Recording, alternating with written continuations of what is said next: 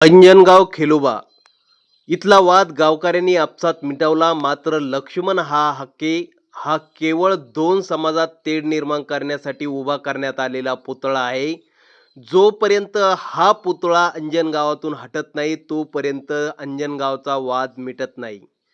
छत्रपती शिवाजी महाराज कुठं असणं हे महत्वाचं नाही, तर आपल्या हिंदू धर्मावर होणारे परकीय आक्रमण, लव जिहाद यांसारख्या घटनावर मात करणं, सर्वजणांनी एकत्र येऊन मात करणं हा प्रश्न महत्वाचा आहे. मात्र हिंदू धर्मीय आपसात लढत आहेत हे खेददायक गोष्ट आहे. दोन्ही समाजांना सांगणं आहेत आपला धर्म वाचवणं आपल्यासाठी महत्वाचं आहे.